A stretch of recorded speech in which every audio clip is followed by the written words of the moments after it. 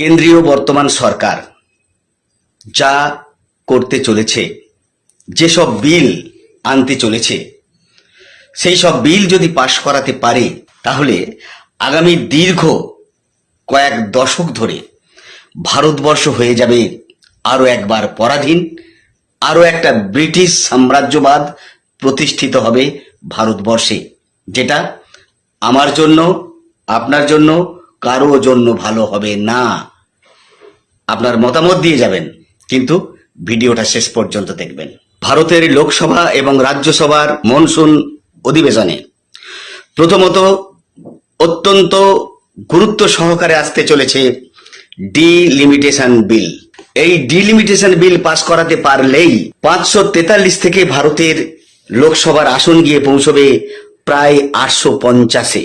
এই 850 সিট হয়ে যাওয়া মানেই ভারতীয় জনতা পার্টির জন্য হবে সুখের দিন। তারা প্রচুর পরিমাণে সিট জিতে আবার ক্ষমতায় আসবে এবং দীর্ঘদিন টিকে থাকবে। ভবিষ্যতে বিজেপিকে হারানো খুব কঠিন হয়ে দাঁড়াবে ভারতবর্ষের যে কোনো রাজনৈতিক দলের জন্য। ভারতবর্ষের লোকসভার মোট আসন হচ্ছে 543। ডিলিমিটেশন এনে সেই আসন সংখ্যা বাড়িয়ে করা হবে প্রায় 850। এই 850 আসন কেন করা হচ্ছে, কেন বাড়ানো হচ্ছে? না, ভারতীয় জনতা পার্টি তথা এনডিএর যে যে এলাকাগুলোতে, অঞ্চলগুলোতে ক্ষমতা বেশি, সেখানে আসনকে ভেঙে বাড়িয়ে নেওয়া হচ্ছে যাতে তারা নিশ্চিতভাবে সেখানে জিততে পারে।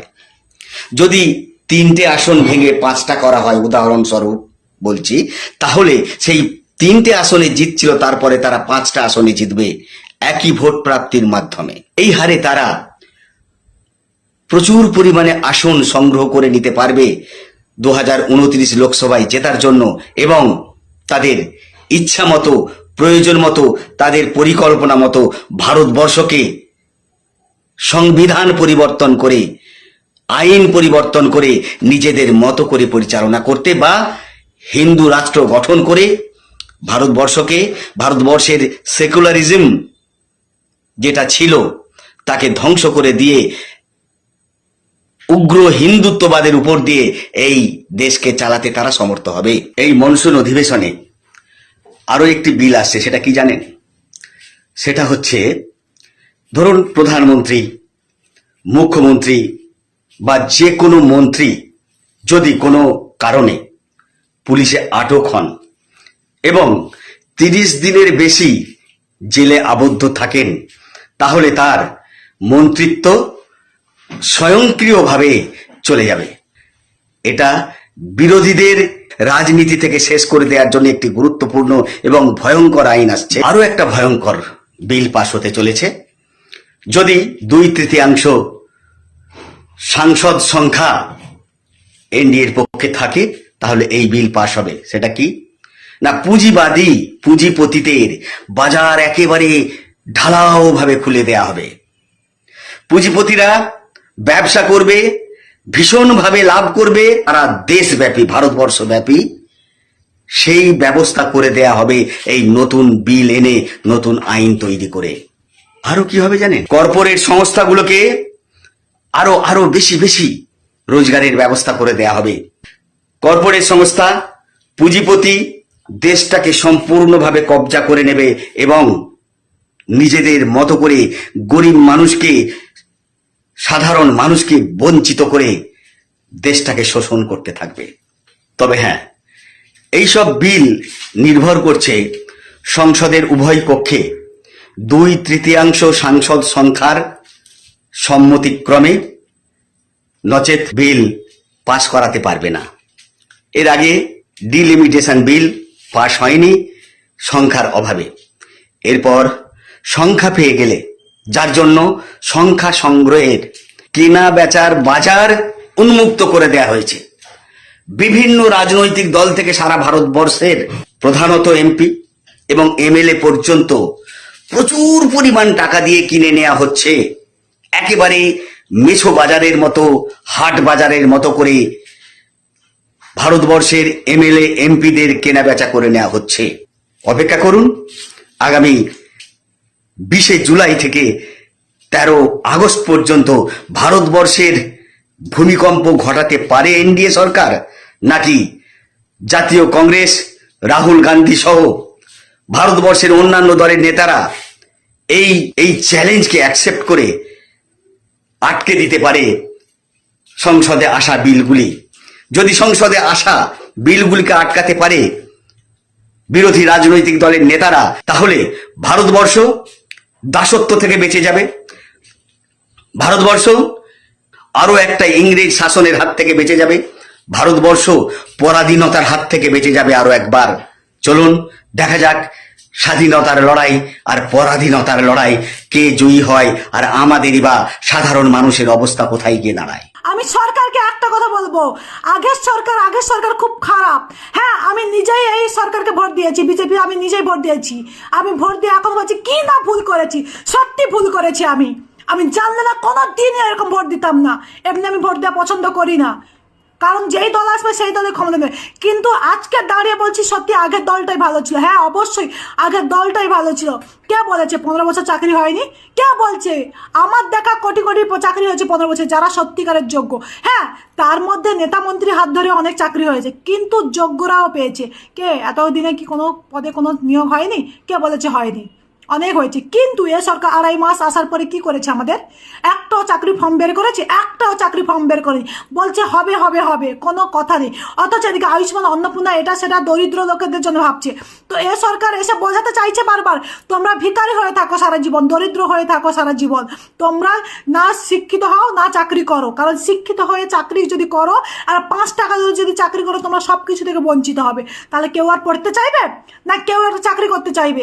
তারা আয়ুষ্মান থেকে বাদ হচ্ছে, অন্নপূর্ণা থেকে বাদ হচ্ছে, এমনকি প্রত্যেকটা বাড়িতে ডিজিটাল কার্ড, মানে ডিজিটাল মিটার বসাতে বলছে। কেন রে ভাই? তারা চাকরি করে প্রচুর পাপ করেছে না? সারা সত্যি এই সরকারটাকে কেন আনলাম, কেন আমি নিজে ভোট দিলাম? হ্যাঁ, একটা ভোটের জন্য পিছিয়ে যায়। এখন ভাবছি হ্যাঁ আমি, তারপরে শুনছি কি মেশিন খারাপ, সব পুড়ে দিয়েছে। এখন বলছি 2 নম্বরই করে মনে হয় সরকারটা এসেছে। হ্যাঁ, এবার কার কি করার আছে করে নেবে আমাকে, আমি একটু ভয় পাই না।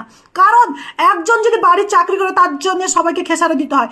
যেখানে একটা এখনকার মার্কেট যা হয়েছে না, 50,000 টাকা মাসে দিয়ে ইনকাম হয় না, ওতে মানে কি বলা যায়, ভিখারির মতন খেতে হয়, থাকতে হয়। সেখানে যদি এত সব কিছু থেকে বঞ্চিত করা হয়, তাহলে মানছি বঞ্চিত হবো। ভোটটা কেন নেবে? ভোট নেওয়ার সময় দেশের নাগরিক, আর দেওয়ার সময় তোমরা দেশের নাগরিক বঞ্চিত। দরিদ্র পরিবারের জন্য দরিদ্র কে আছে এখনকার দিনে? এখনকার দিনে দরিদ্র কে আছে? যারা হাতে পেমেন্ট পায় ওরা দরিদ্র, আর যারা মানে এমনি অ্যাকাউন্টে পেমেন্ট পায় ওরা ধনী লোক না? তাহলে সরকারে একটা কথা জবাব দিতে হবে। আমাদের যারা বিধায়ক হয়েছে ওদের কি যোগ্যতা আছে 1.5 লাখ টাকা করে বেতন পাচ্ছে? ওদের কি যোগ্যতা? হ্যাঁ এখনো বলছি কি যোগ্যতা? সবাই 1 কোটি 2 কোটি টাকা খরচা করছে, এখান সেখান থেকে লোন নিয়ে ভোটে জিতেছে, জেতার পরে কি করছে? ওই টাকাটা শোধ করছে, এমনকি তার 10টা পুরুষ বসে খাবে সেরকম ব্যবস্থা করে নিচ্ছে। সে করুক, আমার তাতে একটু মাথা ব্যথা নেই, কিন্তু আমাকে জবাব দিতে হবে যারা চাকরি করে তারা কি দোষ করেছে। ওদের যদি ভোট নেওয়া হয়, ওদের অন্নপূর্ণা থেকে বাদ দিয়েছেন, মেনে নিয়েছি, ঠিক আছে। আয়ুষ্মান থেকে কেন বাদ দিয়েছেন তার জবাব আপনাকে বারবার বলছি দিতে হবে। এটা আমার কথা, বারবার বলছি দিতে হবে সরকারকে। হ্যাঁ, এই সরকার এসে খুব অন্যায় করছে, বারবার এখনো বলছে অন্যায় করছে।